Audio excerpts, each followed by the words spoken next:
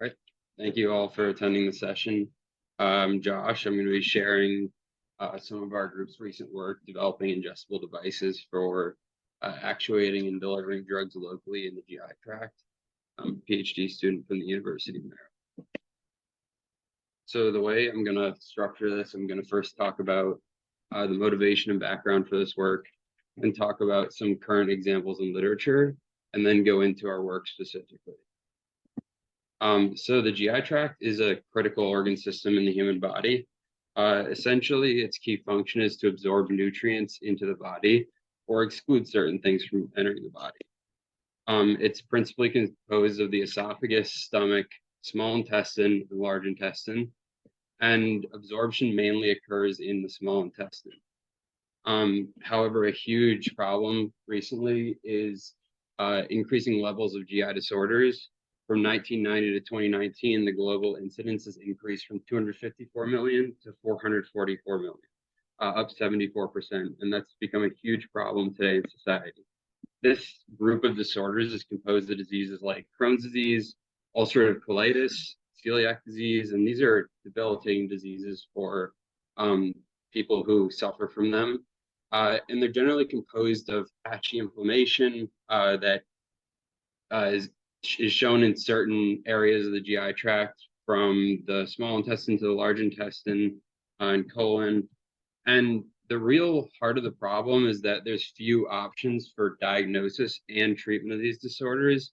And the treatment options that exist carry very severe drug side effects to the point where it limits the ability to actually treat the disease. So while we're able to access the GI tract in a minimally invasive way, because it's a semi-external organ system in the body, there's no sound treatment methodology that doesn't involve significant side effects for patients. In recent years, on the side of diagnostics, ingestible devices have come about. They're capable of doing various sensing methodologies, including temperature sensing, moving around to locomotion in the GI tract, optical sensing, a prominent commercial example that is used daily by gastroenterologists, pH sensing, and even gas sensing. And these sensing methodologies allow us to get a better idea of what's going on in the GI tract for diagnostics and even potentially treatment down the line. And it's all enabled by a revolution of microsystems technology, giving us these more advanced tools to be able to treat and understand the GI tract. On the other side, with respect to drug delivery and treatment of these disorders, in general, patients prefer oral delivery of drugs compared to injections, for example. But there's two significant challenges. For one, drugs aren't absorbed readily into the intestinal mucosa, at least many drugs, especially large drugs with certain charges, and they degrade in the intestinal environment as well. This leads to poor or unpredictable bioavailability of the drug in the body, a huge problem for treatment.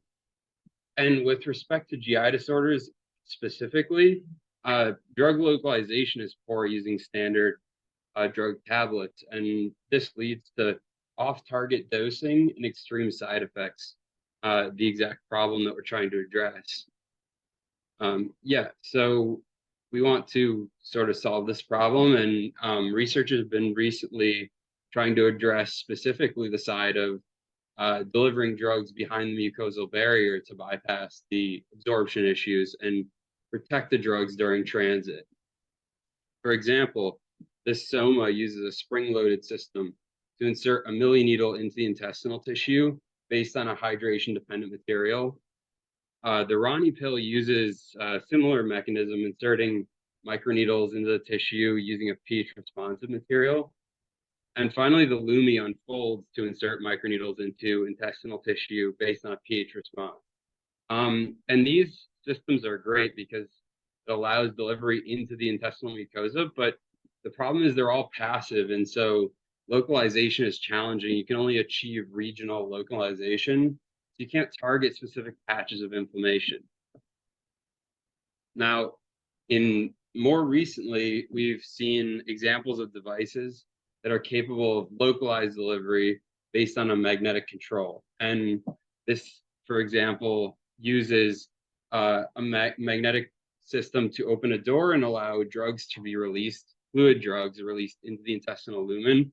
And another most recent example is microneedle drug delivery at a specific location based on magnetic control from outside the body. So this type of system is the ultimate example, at least that we have right now in literature, of localized submucosal drug delivery.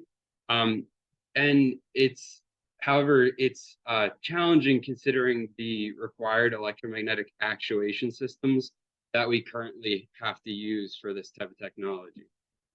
It can be prohibitive in medical practice to have such complex systems needing to be operated by a medical doctor.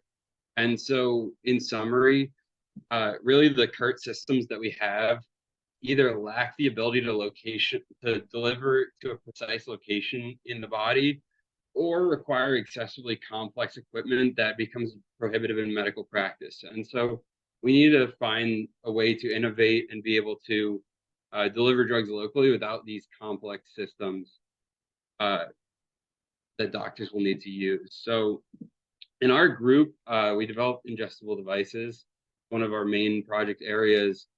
For example, we've developed ingestible electronics and sensing systems, as well as anchoring systems to hold capsules in place in the body, regional targeting systems using pH-coded materials, as well as drug delivery systems to try to address this problem. And we have plenty of relevant patents and publications in the area. And we wanted to roll our expertise into actually solving the problem that I bring up. So the way we're doing this is by using, again, a magnetic system, but instead of using externally generated fields by a complex electromagnetic device, we're using a non-specific magnetic field like that generated by a handheld magnet to deploy a cantilever actuator and inject microneedles, drug-loaded microneedles into the intestinal tissue to treat inflammation in the GI tract. And so when we bring our capsule in close proximity to a magnetic field, sub-millitesla magnetic field, we can deploy into the intestinal tissue and deliver those microneedles. And that's done by a thermomechanical mechanism triggered by a resistive heating element that melts a low melting point material to allow deployment.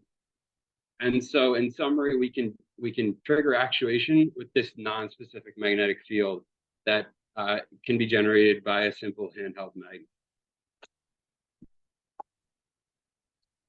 In greater detail, the way this system works is we have simply a button cell battery in series with a magnetic reed switch and a resistive heating element. And when that magnetic reed switch is exposed to a magnetic field, like I said, sub-millitesla, the two reeds on the magnetic reed switch contact each other, allowing current to flow through the system. And when that happens, the resistive heating element, thin film gold coil, heats up and melts a low melting point polymer. And that allows the cantilever to deploy after that polymeric adhesive melts. And once that cantilever deploys, microneedles go into the intestinal tissue, and the cantilever is allowed to fall off based on our loosely held restraint you can see in the bottom right there. So we first wanted to optimize the mechanical characteristics of the system.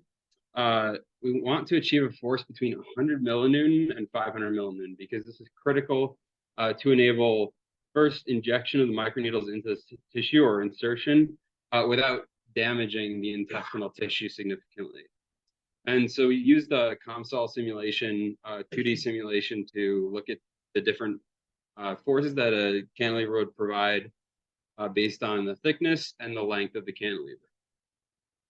We know that polyether ketone is an excellent material for this application because it's a low creep resistant material. So it'll have long shelf life and reliable deployment. So to model this, we apply a force simply on the end of the cantilever, measure the tip displacement, and compile that among an array of cantilever thicknesses and lengths. And what we found principally is that the cantilever thicknesses of 254 micrometer, which is commercially available, a commercially available thickness with lengths between 8 and 10 millimeters was an ideal size for our application.